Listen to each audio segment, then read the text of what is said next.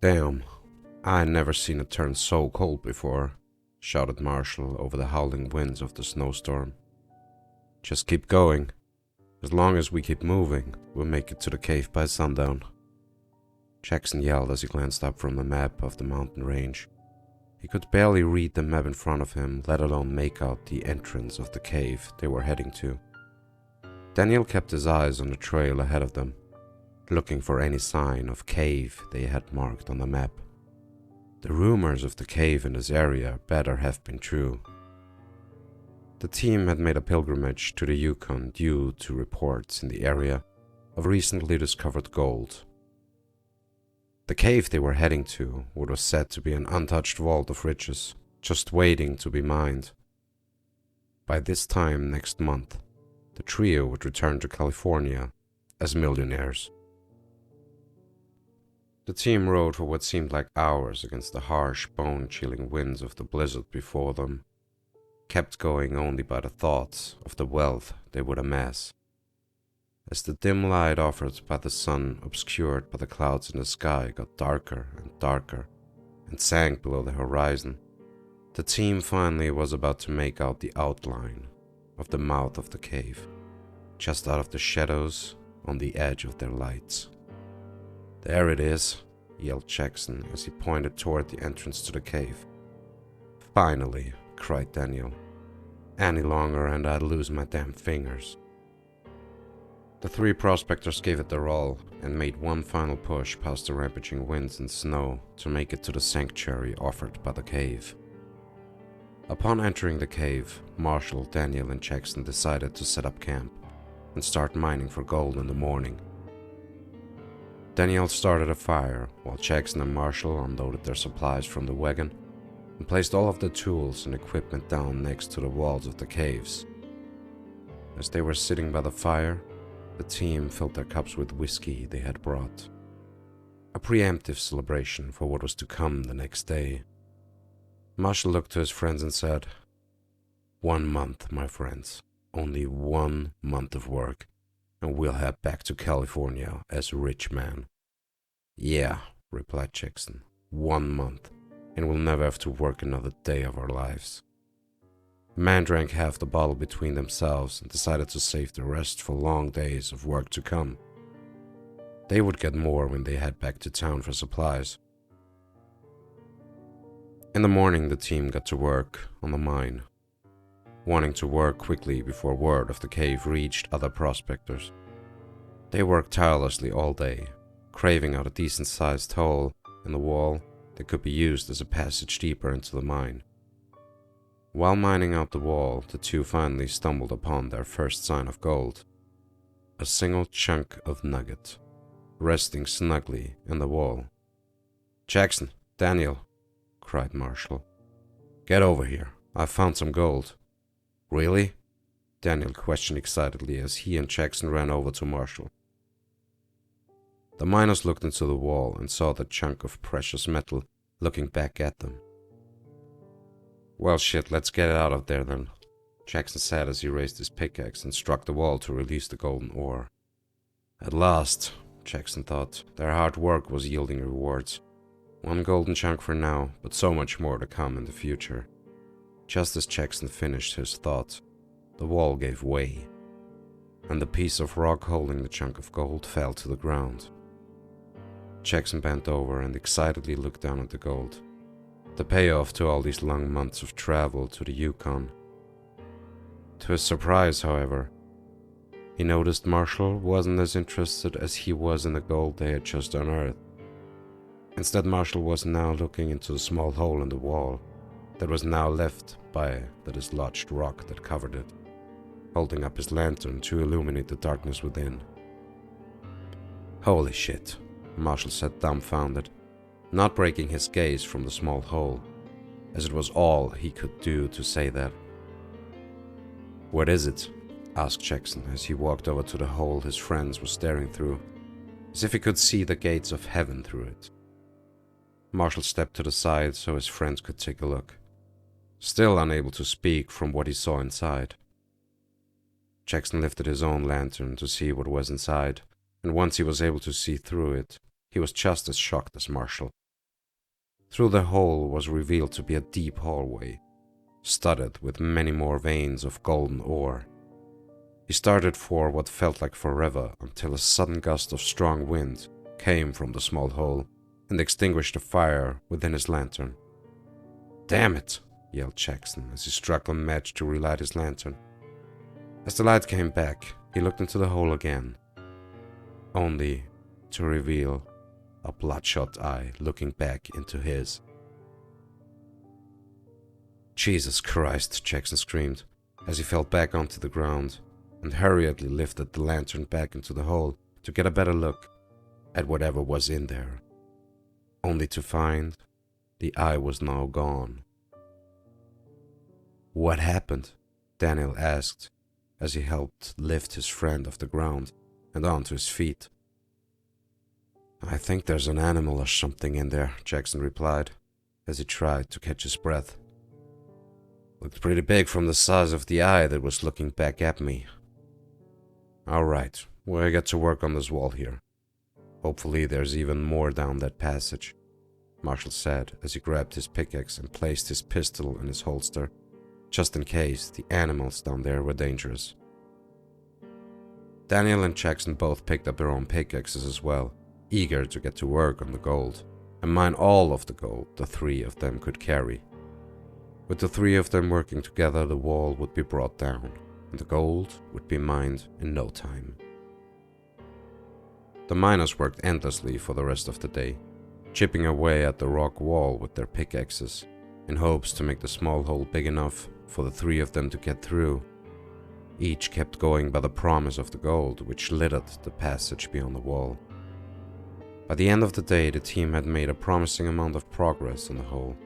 It was now about half the size it needed to be, and the man agreed it would be best to rest for the night and continue tomorrow morning. During the night, Jackson dreamed of the passage the man had been working towards. When he looked through it earlier, he saw only darkness. However, now he could see further down the hallway and heard a voice call to him before waking up. Jackson woke up in the morning bursting with energy. He knew today was the day that he'd break through the wall and collect the gold beyond it, and from the dream he had, he believed there would be more gold to come the further they went down the cave. With first light, the trio got to work with mining the wall, putting all of their might into the swings of their pickaxes in an attempt to bring the wall of the cave crashing down. They worked for hours and were finally rewarded with a pole big enough for all of them to fit through.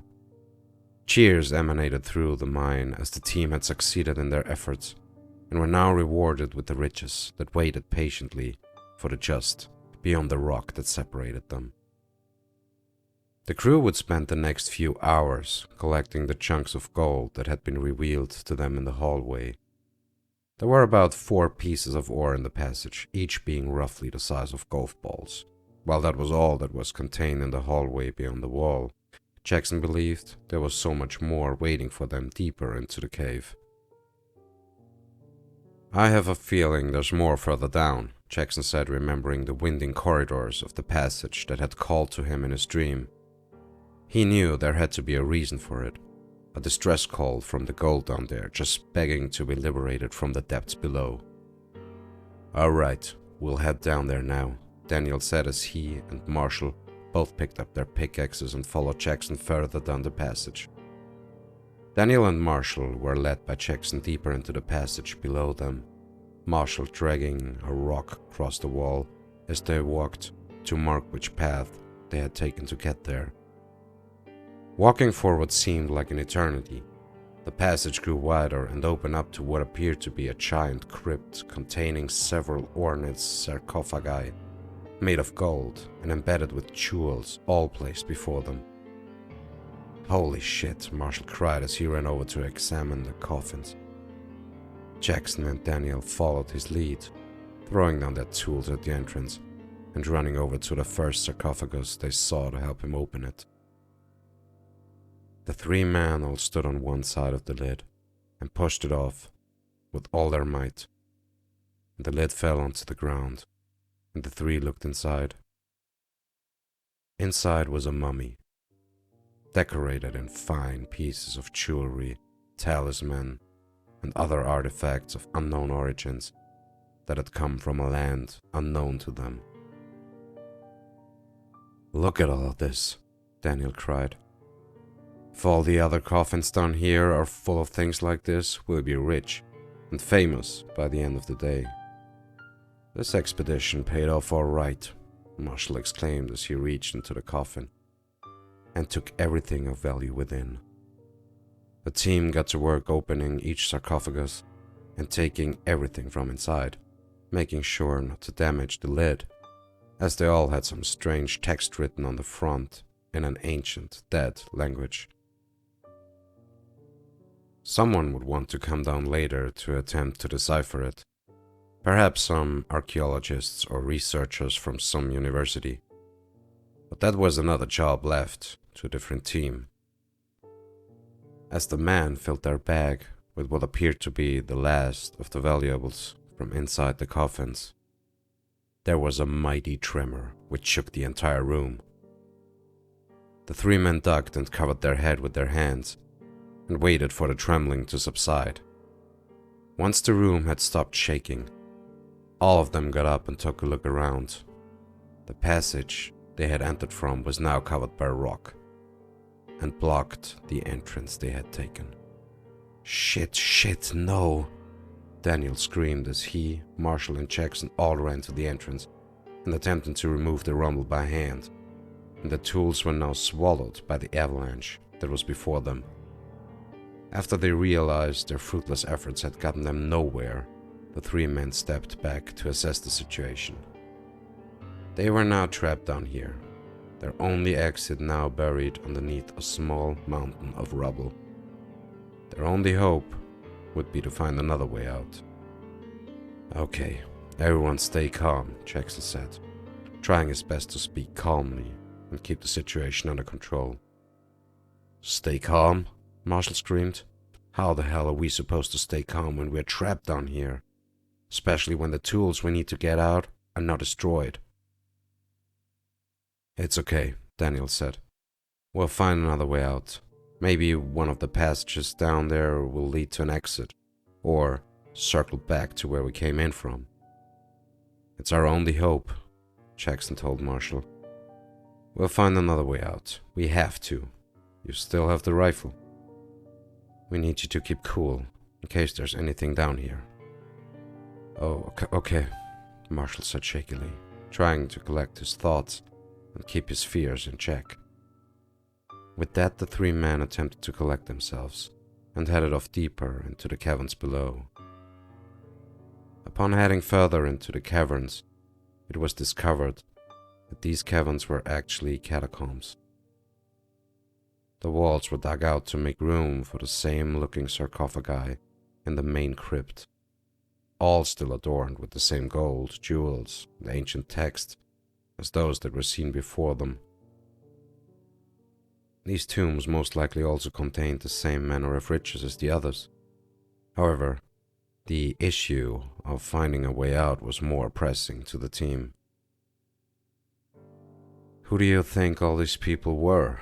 Marshall asked, trying to keep his mind focused on something other than the terror of being trapped in these catacombs.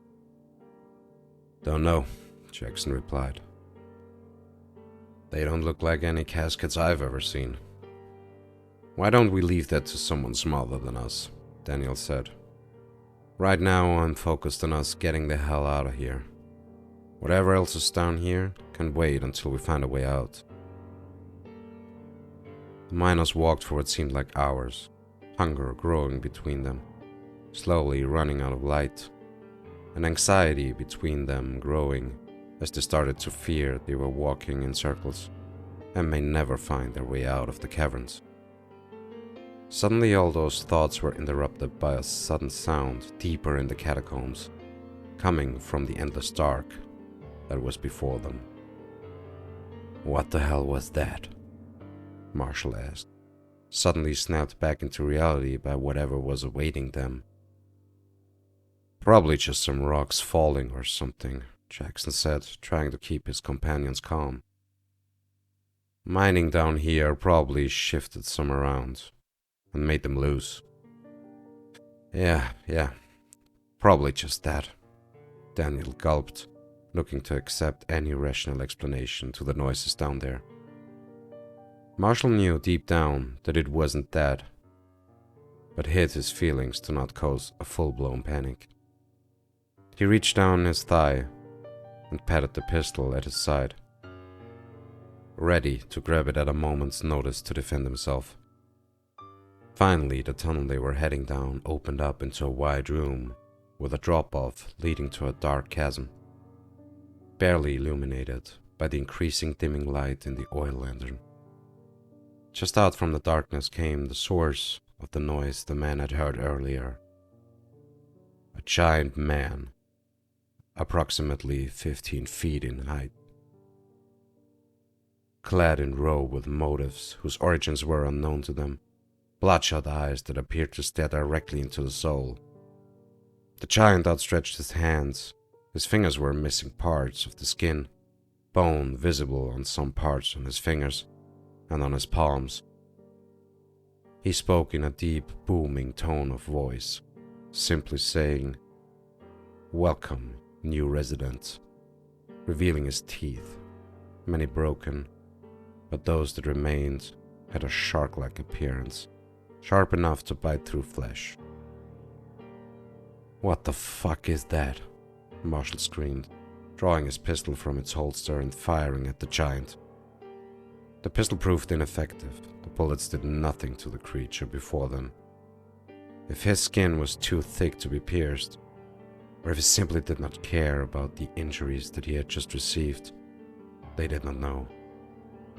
Once it was realized that the bullets had done nothing, the three men turned around and ran as fast as they could, not daring to look behind them out of fear that the monster was right behind them. Their fears became reality as the creature caught up with them, fast, and grabbed Marshall by the bags of treasure that hung over his back. Jackson and Daniel still running as they heard the sound of more gunfire mixed with the sounds of the final screams emitted by Marshall. The two ran forward, determined to not share the fate of their fallen friend who failed to escape from the giant that occupied the catacombs. Once in what they believed to be a safe distance, the two remaining men dropped to the ground to catch their breath and weep over the loss of their companion. "What the fuck was that thing?" Daniel asked in between sobs and labored breathing. I don't know," Jackson replied through his own tears. "Oh God, Marshall, I'm so sorry." "We have to go back," Daniel said. "We can't leave without something of his, at least. Something to remember him by." "You're right," Jackson agreed as he finally caught his breath. "I think that thing was what I saw when we got the first piece of gold out. If it was up there with us, there has to be a way back to the entrance we made to get in." "Okay," Daniel said, now rising to his feet. "We should grab his gun too. Maybe if we shoot that thing in the eyes or something, we can kill it. Or blind it so we can run away." Daniel offered his outstretched hand to Jackson to help him up. Jackson accepted and let his friend pull him to his feet. This plan had to work. They had to make it out. For Marshall. The two men quietly made their way back to the chamber they lost their friend in, constantly looking over their shoulders and listening for the faintest noises that could indicate the monster being anywhere nearby. The path was lit only by the soft glow of the dying oil lantern they had brought with them, both now slightly grateful for the fact that the light was much less noticeable than before. Jackson covered the light in front of him with his coat, attempting to hide the light pouring out of it to the best of his ability, while still making the path before them visible. They had probably only run a few hundred yards away from the room they had encountered the giant in, but now it felt like they had been walking for miles, all the while slowly inching towards certain death. At least the passage opened up again, and the duo snuck their way into the room they had fled from earlier. Upon entering the room, the light they were holding slowly revealed to them the half-eaten remains of Marshall. The monster had bitten off his right arm and tore out a large majority of his throat and his upper chest. The two of them looked away in horror, now seeing the mangled remains of their friends torn to shreds by the abomination that was now hunting them. Jackson slowly walked over to Marshall's body, attempting to take his necklace as a memento from his corpse, and reached the gun that was still in his hand.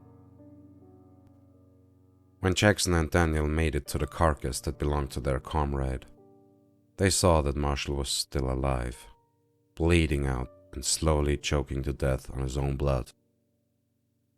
Once they crouched down, closer to him, Marshall finally recognized them, reaching out his arm to hand them the gun that had failed to save his life. Please, Marshall choked out from the blood pouring out from his throat. Please shoot me. Jackson took the gun from his friend and considered their options. If he took the shot, he could very well alert the giant that they were still there, and they could be killed next. However, Marshall was his best friend, and it tore him up inside to see him suffer like that. All it would take would be a single shot through the head to put him out of his misery. Jackson knew Marshall wasn't long for his world. He was losing so much blood on top of the blood he must have already lost when the behemoth had grabbed him, and would probably die soon anyways. But that didn't change anything. If shooting Marshall would bring him peace, even a second sooner, Jackson would deal with the consequences of that for his friend. With that, Jackson shakily lifted the pistol and gave his friend a teary goodbye before putting him out of his misery. For a moment, Jackson simply stood there in silence. So much raced through his mind as he was stuck by the crashing waves of grief, sorrow, and remorse for bringing his friends down into these mines. In the back of his mind, he had at least hoped that if they were all to die down here, then at least they would die together. But Marshall had died slowly, in pain, and all alone. Tears streamed down Jackson's face, and he was suddenly snapped back into reality by Daniel grabbing his shoulder and pushing him down to the ground. He hid the lantern with the side of his jacket and slowly led his friend into the corner of the room behind the large boulder. The giant had already entered the room. Daniel held his finger up to his lips in a silent request for his friend to stay silent. Perhaps the two of them could still slip away if they stayed quiet, moved slowly, and kept out of the monster's sight. Just as Daniel had finished this thought, the boulder the two were hiding behind was lifted by the giant and thrown with a great force across the room. Daniel screamed as the monster had taken hold of him. His screaming intensified as it started to crush his bones in his arms and legs with its overwhelming strength.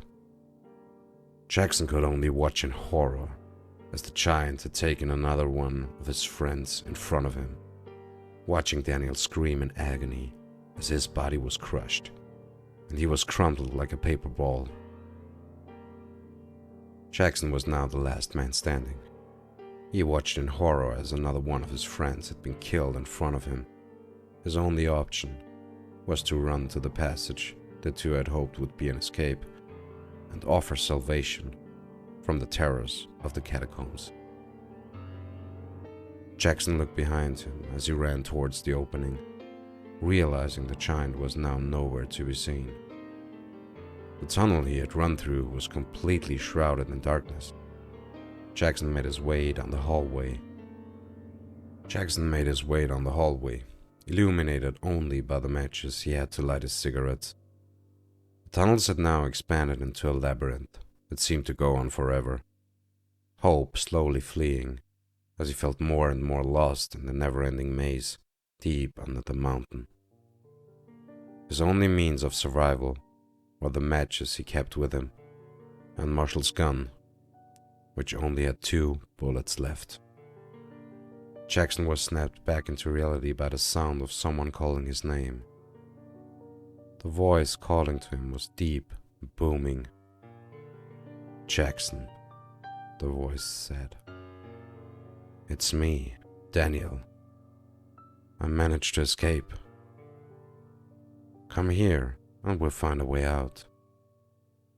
Jackson stood in his shock and fear as his matched belly showed the figure of Daniel's contorted body being puppeted by the hulking abomination behind him. The veins from his torn open wrists and shoulders were being controlled by the giant to move his arms, and the giant's hand moved Daniel's now broken jaw in some sick attempt at ventriloquism. Blood poured from Daniel's mouth as his jaw moved up and down, now making Jackson aware of his dying moans that were being muffled by the blood in Daniel's throat, indicating that Daniel was still alive and on the verge of death. Suddenly, the giant dropped Daniel on the ground and began walking towards Jackson. Daniel's weak screams, being muffled by blood, were almost silent as his body, and finally as his skull was crushed under the massive weight of the monster. Jackson turned and ran away after seeing what remained of his friend on the ground, running as fast as he could hear the footsteps of the abomination behind him, now squelching with the gore from Daniel's head under his feet. Jackson ran down whatever passage he thought would get him the furthest away from the creature he worried could grab him at any moment, from any angle, hoping he was following one that would lead him to safety.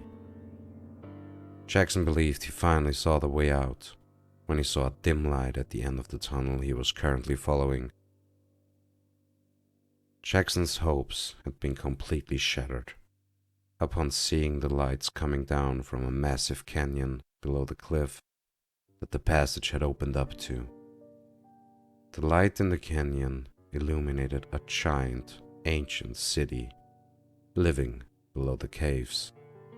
A city made of gold, surrounded by statues commemorating once powerful leaders or old gods. A city of the dead. With nowhere left to run, Jackson turned around, only to see the giant slowly make his way out of the tunnel he had followed him down. What is this place?" Jackson whispered in fear. "This," the giant said. "This is our wonderful city, and I'm here to welcome all of you as our new residents." Jackson now saw that there was never any hope of them escaping. They were all destined to die down here the moment the walls had caved in and trapped them down here. Still, Jackson wouldn't die a slow, agonizing death at the hands of the monstrosity standing before him, as his friends had before him. He would die on his own terms. Jackson slowly pulled the pistol he was carrying up to his chin and fired. As his life flashed before his eyes, he thought about the friends that had come down into the mines with him. The friends he had promised riches to, but had gotten killed in their pursuits of wealth. He thought about the place he was now, the final resting place for him and his friends, their bodies becoming the new residents for the ancient city below the mountains. These caverns weren't a catacomb. They were a necropolis. A necropolis they were now all doomed to spend their afterlives in.